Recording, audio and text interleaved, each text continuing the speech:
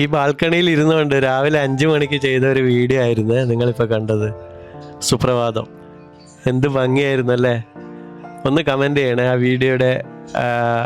ആ വീഡിയോയെക്കുറിച്ചുള്ള ഒരു അഭിപ്രായം. അത് കഴിഞ്ഞ് 6 മണി ആയപ്പോഴുള്ള ഒരു സീനാണ് ഇപ്പോൾ നമ്മൾ കണ്ടുകൊണ്ടിരിക്കുന്നത്. എന്തൊരു ഭംഗിയാണ് അല്ലേ? ദോ അവിടെ കാണുന്നില്ലേ ഒരു നീല റൂഫ് ഇട്ട ഒരു വീട്, വെള്ളത്തിൽ പില്ലറിൻ്റെ മുകളിൽ. ആ റൂഫും ആ വീടും ഒരിക്കലും എൻ്റെ ജീവിതത്തിൽ ഞാൻ മറക്കത്തില്ല. കാരണം കഴിഞ്ഞ 2 ദിവസങ്ങൾ ഞാൻ താമസിച്ചത് ആ വീട്ടിലാണ്. പക്ഷെ നമ്മൾ പല സ്ഥലങ്ങളിലും പോയി താമസിക്കുകയും യാത്ര ചെയ്യുകയൊക്കെ ചെയ്യുന്നവരല്ലേ. അപ്പോൾ എന്തുകൊണ്ടാണ് ഈ ഒരു വീട് മാത്രം ഇങ്ങനെ എനിക്ക് ഇത്രയും അട്രാക്റ്റീവായി തോന്നിയത് എന്നുള്ളത് സത്യത്തിൽ ഒരു ചോദ്യചിഹ്നം മാത്രമാണ്. അങ്ങനെ 2 ദിവസത്തെ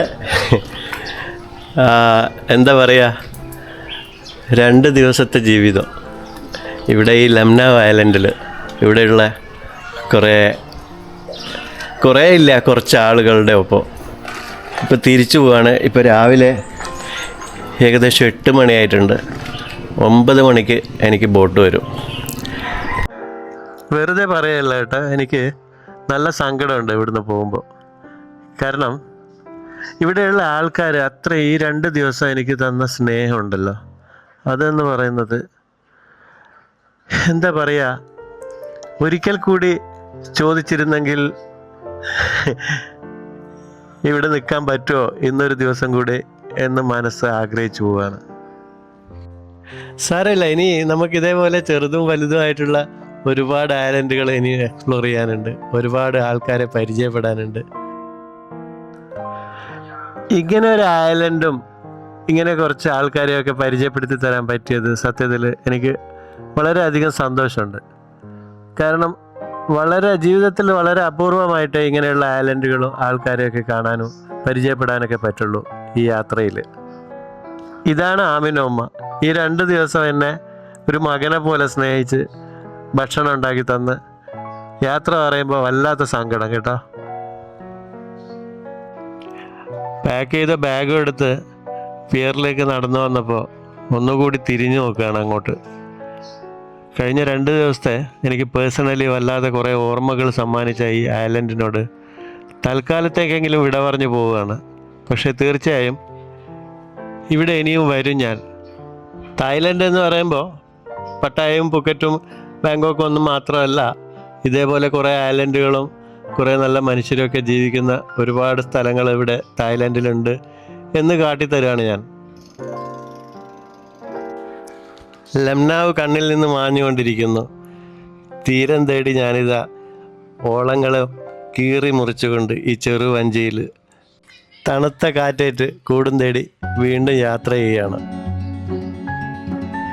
ഇപ്പോൾ ഈ വഞ്ചിയിൽ ഞാൻ മാത്രമല്ല കേട്ടോ, എൻ്റെ കൂടെ ആമിനോമ്മയുണ്ട്, പിന്നെ അവരുടെ 2 സുഹൃത്തുക്കളുണ്ട്. അവർ മെയിൻ ലാൻഡിലേക്ക് പോവാണ്. അവർക്ക് വീട്ടിലേക്ക് ആവശ്യമുള്ള, പിന്നെ ആമിനോമ്മയുടെ കടയിലേക്കൊക്കെ ആവശ്യമുള്ള സാധനങ്ങളൊക്കെ വാങ്ങാൻ വേണ്ടി പോവുകയാണ്. ഞാൻ മുമ്പ് പറഞ്ഞതുപോലെ ഇവിടെയുള്ള ഈ ചെറുതും വലുതുമായിട്ടുള്ള ഈ ദ്വീപുകളിൽ എനിക്ക് ഉറപ്പുണ്ട് അടുത്ത കുറച്ച് വർഷങ്ങൾക്കുള്ളിൽ തന്നെ ഈ ദ്വീപുകളിലൊക്കെ പലരും താമസയോഗ്യമാക്കി അവിടെ താമസിക്കാനൊക്കെ തുടങ്ങുന്ന ഒരു സമയം വരാനിരിക്കുന്നുണ്ട്. കഴിഞ്ഞ വീഡിയോ കണ്ടിട്ട് എൻ്റെ അടുത്ത് പലരും പേഴ്സണലി ചോദിച്ചിരുന്നു ഈ ഐലൻഡിലേക്ക് എങ്ങനെ വരാം എന്നൊക്കെയുള്ള കാര്യങ്ങൾ ഞാൻ അവർക്ക് പറഞ്ഞു കൊടുത്തിട്ടുണ്ട്. എങ്കിലും പൊതുവായ ഒരു അറിവിലേക്ക് പറയുകയാണ്, ഇങ്ങനെയുള്ള ഐലൻഡിലേക്കൊക്കെ വരുമ്പോൾ പ്രത്യേകിച്ച് നമ്മുടെ കയ്യിൽ ഇഷ്ടംപോലെ സമയം ഉണ്ടായിരിക്കണം. ഒരു 4-5 ദിവസത്തേക്കൊക്കെ ബാങ്കോക്കിലൊക്കെ വന്നിട്ട് പോകാൻ ഉദ്ദേശിക്കുന്നവർക്ക് ഇങ്ങനെയുള്ള ഐലൻഡുകളൊക്കെ വിസിറ്റ് ചെയ്യുക എന്ന് പറയുന്നത് വളരെ ദുഷ്കരമാവും. അതുകൊണ്ട് തന്നെ ഇങ്ങനെയുള്ള ഐലൻഡുകളിലൊക്കെ വരുന്നവർക്ക് സീരിയസ് ആയിട്ട് വരണം എന്ന് ആഗ്രഹിക്കുന്നവർക്ക് വേണമെങ്കിൽ എൻ്റെ വാട്സപ്പിൽ കോൺടാക്റ്റ് ചെയ്ത് കഴിഞ്ഞാൽ ഞാൻ കറക്റ്റായിട്ട് അവിടെ പോയി തിരിച്ചു വരാനുള്ള എല്ലാ വഴികളും എളുപ്പ വഴികളും ഞാൻ പറഞ്ഞു തരുന്നതായിരിക്കും.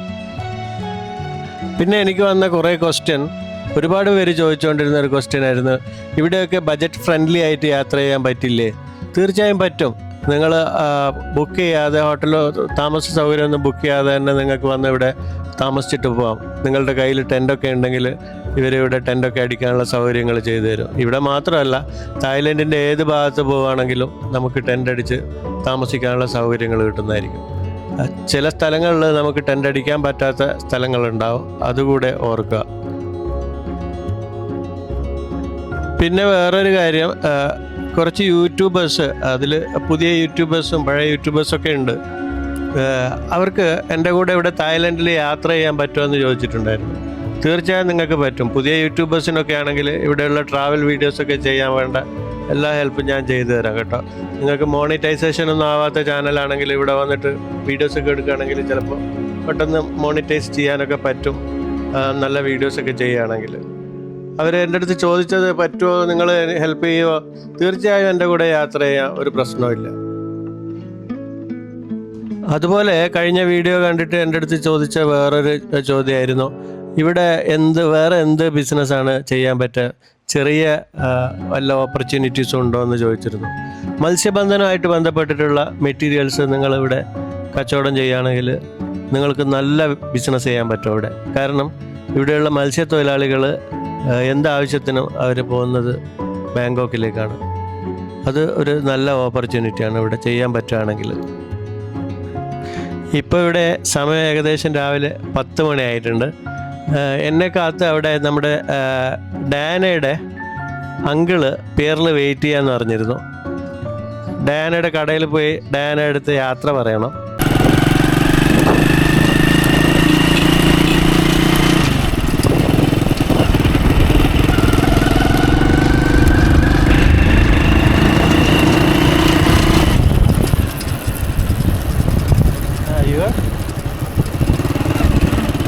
ഈ പിറകിൽ കാണുന്ന ഫാം അദ്ദേഹത്തിൻ്റെതാണെന്ന് ക്ഷണിച്ചിട്ടുണ്ട്. നമുക്കൊന്ന് പോയി നോക്കാം അല്ലേ, എങ്ങനെയുണ്ടെന്ന് കാണാമല്ലോ. ഇത് ഡയാനയുടെ അങ്കിളാണ്, നമ്മൾ മുമ്പത്തെ വീഡിയോയിൽ കണ്ടിട്ടുണ്ട്. അപ്പോൾ അദ്ദേഹത്തിൻ്റെ വീട് ഈ പോകുന്ന വഴിയിലാണ്. അപ്പോൾ അദ്ദേഹത്തിൻ്റെ വീട്ടിലേക്ക് ഒന്ന് ക്ഷണിച്ചിട്ടുണ്ട്. അപ്പോൾ അവിടെ പോയിട്ട് അദ്ദേഹത്തിൻ്റെ വീടൊക്കെ കണ്ട് പിന്നെ ഈ വണ്ടി ഒന്ന് മാറ്റിയെടുക്കണം. വേറെ ഒരു വണ്ടിയുണ്ട് അവിടെ. അപ്പോൾ അത് വണ്ടിയും കൂടെ മാറ്റിയിട്ട് തിരിച്ച് ഡയാനയുടെ കടയിലേക്ക് പോകണം. ഇതാണ് ഇദ്ദേഹത്തിൻ്റെ കൃഷിസ്ഥലം. ഇതിൻ്റെ തൊട്ടപ്പുറം തന്നെയാണ് അദ്ദേഹത്തിൻ്റെ വീടും നമുക്ക് കാണാം. അപ്പോൾ ഇവിടെ ഇദ്ദേഹത്തിന് കണ്ട് മാവുണ്ട്, കവുങ്ങ്, പിന്നെ കുറേ അധികം വെജിറ്റബിൾസൊക്കെ കൃഷി ചെയ്യുന്നുണ്ട്. മാങ്ങ ഉണ്ടായിരിക്കുന്നുണ്ട്. ആഹാ, ഇത് എന്നെ കൊതിപ്പിച്ചേ അടങ്ങുള്ളൂ. അപ്പോൾ ഈ ആട്, പോത്ത്, കോഴികൾ ഒക്കെ ഉണ്ട്, റബ്ബറുണ്ട്, പിന്നെ പാം ഓയിലിൻ്റെ പാമുണ്ട്.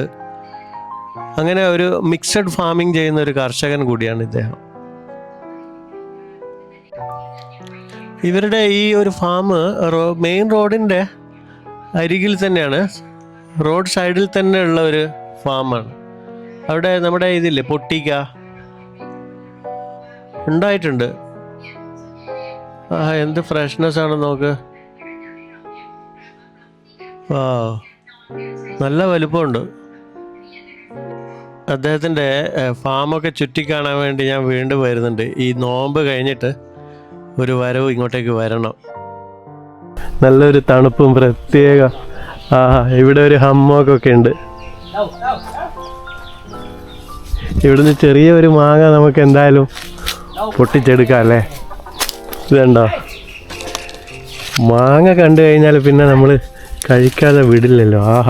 മാങ്ങ ഞാൻ പൊട്ടിച്ചെടുത്തിട്ടുണ്ട്. എത്ര വേണമെങ്കിലും കഴിക്കാൻ കേട്ടോ, ഒന്നും പറയത്തില്ല.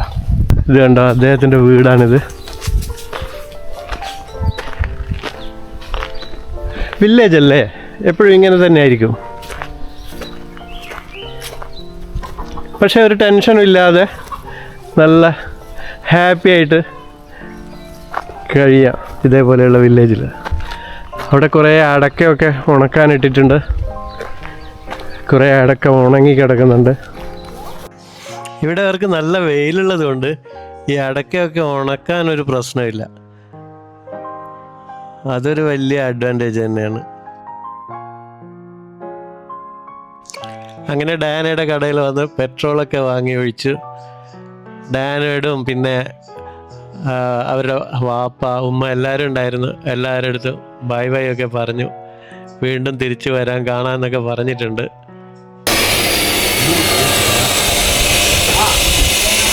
അപ്പോൾ ഇവരോടൊക്കെ ഇവിടുന്ന് യാത്ര പറഞ്ഞിട്ട് തിരിച്ച് രണോങ്ങിലേക്ക് പോവാണ്. രണോങ്ങിൽ പോയിട്ട് അവിടുന്ന് ബാങ്കോക്കിലേക്ക് പോകണം. ഒരുപാട് യാത്ര ചെയ്യാനുള്ളതല്ലേ. വാ പോ. അദ്ദേഹം എന്നെ ബസ് സ്റ്റോപ്പിൽ വിട്ടിട്ട് അദ്ദേഹം തിരിച്ചു പോയി. ഞാനും തൽക്കാലം നിങ്ങളടുത്ത് ബൈ ബൈ പറയുകയാണ്. എൻ്റെ വീഡിയോ കണ്ട എല്ലാവർക്കും നന്ദി, നമസ്കാരം.